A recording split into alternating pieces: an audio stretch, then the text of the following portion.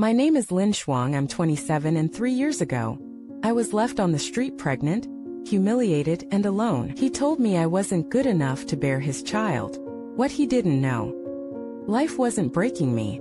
It was preparing me to become his boss's wife. It was raining the night he ended everything. I was 5 months pregnant, wearing his hoodie, holding my stomach like it would protect me from what he was about to say. This isn't going to work, he muttered, avoiding my eyes. I laughed, thinking it was a joke, but he didn't flinch. You're not the kind of woman I can build a future with. My parents would never accept you. But we're having a child, Liang. He cut me off. Then take the child and leave. He handed me an envelope. A wad of cash. Like that could replace the life we built in whispers and promises. I begged him, not for love but for responsibility. He turned his back. So I walked out, alone. Soaking. Crushed. I had no parents to run to. No savings. Just a baby growing inside me and a heart full of cracks. But I swore one thing that night. I'd raise my child with dignity. Even if I had to crawl to do it. Fast forward 3 years. I had built myself up. Got a job in a corporate office. Worked late nights. Studied after bedtime stories. Became sharp. Strategic. Unbreakable. Then came the promotion. Executive assistant to the chairman of the entire group. And that's when I met him. Chairman Xiao. Older. Reserved. Powerful. He noticed everything, including how I never let anyone walk over me. And slowly, he began walking beside me. Until one day, without warning, he proposed. Now I sit at the head of the table, and the man who threw me out just walked in holding a tray of tea. He didn't recognize me at first. Why would he? I wasn't the girl he kicked out into the rain anymore. My hair was sleek, my suit tailored, my posture calm. I didn't need to scream. I had power in my silence. But when he placed the teacup in front of me and I said, "Thank you, Mr. Liang," his head snapped up like a gun had gone off. Those eyes, the same ones that once looked through me, now stared at me like I was a ghost. I didn't smile. I didn't blink. I simply said, "You may be excused." He stood frozen, trembling. Then he noticed her. My daughter, 3 years old. Sitting beside me, swinging her little legs under the chair. She looked just like him. Same eyebrows. Same stubborn chin. She turned to him and said, "Uncle, are you okay?" He dropped the tray. The crash echoed across the marble floor. Chairman Xiao entered from his side office, calm as always. "What happened here?" he asked. I spoke first. "Just a nervous staff member," I said, locking eyes with Liang. His hands were still shaking. Xiao knelt beside my daughter, gently brushing a hair from her forehead. "Did he scare you, sweetheart?" She shook her head. "No, Mommy's here." The word hit him like a slap. Liang took a step back. Chairman Xiao placed a hand on my back and smiled. "Let's go home, Lin Shuang." And in that moment, I saw it in Liang's eyes, recognition, regret, and fear. He knew. He knew. The woman he tossed aside now wore a diamond he could never afford, and raised the daughter he was too cowardly to claim. But I didn't need his apology, because my revenge wasn't loud. It was dignified. 2 days later, he cornered me in the hallway. No audience. No tea trays. Just me, a clipboard, and the ghost of a past I buried. "Lin Shuang," he whispered, voice low. "Can we talk?" I raised an eyebrow. "I didn't think you liked conversations without cash involved." He flinched. "I didn't know you'd keep the baby," he murmured. "You disappeared." I laughed, quiet and bitter. "No. You made sure I had to." He looked at me, panic rising. I was scared. My parents threatened to cut me off. I was stupid. You were cruel. I stepped closer. "Do you know what it's like to scream into a pillow so your baby doesn't hear you cry? To hide your bump during interviews so people wouldn't judge? To work 2 jobs with swollen ankles and a back that never stopped hurting?" He lowered his head. "I was wrong," he said. "I want to make things right.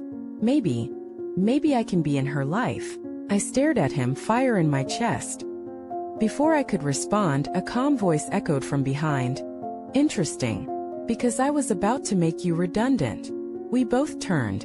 Chairman Chow stood at the end of the corridor, arms folded, unreadable. How long have you worked here, Liang? He asked. 6 months, sir. And in that time, have you ever told the truth? Liang's face went pale. I don't tolerate men who abandon women and then beg for scraps when the tables turn, Chow continued. He walked to my side, placed a hand gently on my shoulder. She and her daughter belong in this company. You don't. Security came quietly. Liang didn't resist. And as he disappeared down the elevator shaft, I felt nothing. No satisfaction. Just peace. Because for once, I didn't have to scream to be heard. The world finally listened. After Liang was gone, silence followed. But not the kind that felt empty. Felt clean. Like the air had cleared for the first time in years. That evening, Chairman Chow invited me to his office, not as his assistant but as his equal. He poured the tea himself. You didn't need saving, he said softly. But I wanted to be the man who stood beside you when the storm passed. I looked down at my hands, still trembling. I didn't expect you to hear all that. I did, he said. And I heard you, not just your words but your strength.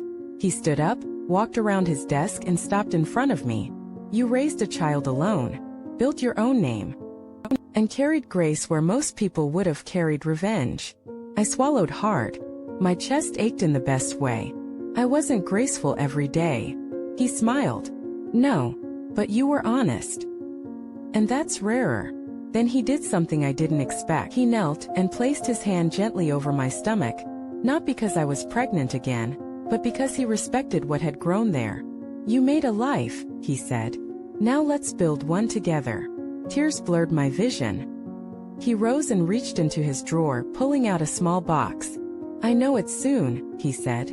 But I won't insult you with a flashy proposal. Just one promise. He opened the box, a ring. Simple. Elegant. Strong. You'll never have to beg to be loved again. My daughter barged in right then, holding her stuffed bunny. Mommy, are you crying again? We both laughed. Chairman Chow knelt to her level. Would it be okay if I stayed around a bit longer? She looked at him, then me. Then nodded. Only if you read bedtime stories. He grinned. I've got a whole library. And just like that, the girl thrown out in the rain became the woman with everything she was told she'd never have. A month later I saw him again. Not in a boardroom. Not in a corridor. But outside the daycare, watching my daughter through the gate. He didn't notice me at first. Until I stepped beside him and said, She doesn't know you. Let's keep it that way. He turned, guilt etched across his face. I just wanted to see her.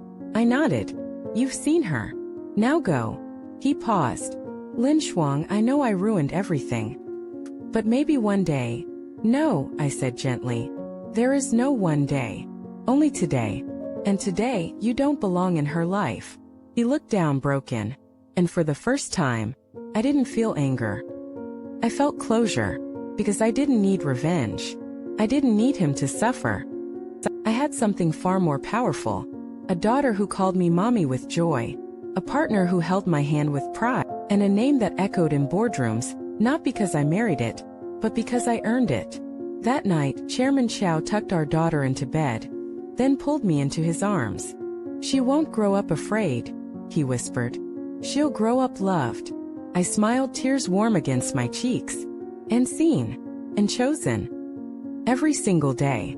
Outside, the city lights sparkled like stars. And inside, my heart finally felt full, not from wealth or revenge, but from peace. Because the man who once saw me as disposable, now had to watch me become unforgettable. The best revenge isn't loud. It's living the life they said you'd never have,